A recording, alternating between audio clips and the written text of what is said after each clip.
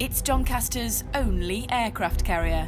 This 17-foot model of HMS Implacable, lovingly crafted from yoghurt pots and staples, currently sits in a corridor in Ashworth Barracks Museum. And today it's time for the final leg of her journey, into the foyer. Very good, Abel. Mate, ready to move. 2-6, left. Good show, half ahead both. Here she comes. If anything tries to land, you will duck, won't you? Half ahead. The artist was a man called David Hill, who served on the vessel himself, and in the final years of his life decided to build the ship he'd last sailed. When he died, his family had no idea what to do with his work of art and rang the museum asking if they'd take it.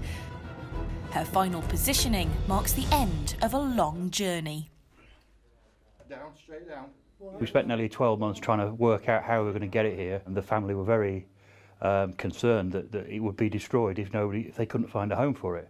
And so we were determined somehow we were going to get it here. The last attempt was put it out on social media, and we were very fortunate a local transport company, HMS of Doncaster, came forward and said they would do it for free.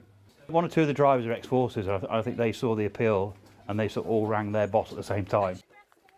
The grandchildren were quite upset for it to go, because obviously it was in the garage and they used to go in with Grandad and things like that. So the memories of Grandad and you know, obviously passed away, and I think that probably brought that back a little bit for the kids.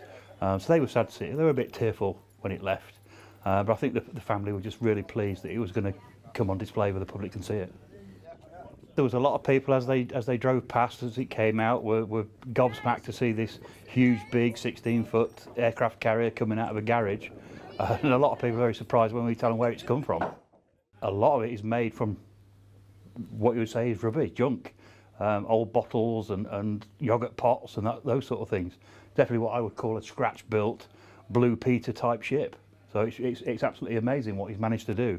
I think she's magic, absolutely magic. It's obviously clearly a labour of love. 3 years of building in a guy's garage. You've got plans to add things to it as well? I have just taken delivery of the correct paints to build a Supermarine Seafire, which flew off the Implacable, in the Implacable's markings, etc. We have a Grumman Avenger, so bring it to life, give people a feel for what flew off it, etc. It wasn't long before the carrier received her first set of visitors, and no doubt she'll delight many to come, all thanks to one sailor's labour of love. I think it'll be tremendous. I think it'll be tremendous. I mean, it's just a bit overwhelming, isn't it? You sort of walk into reception, here's this huge aircraft carrier.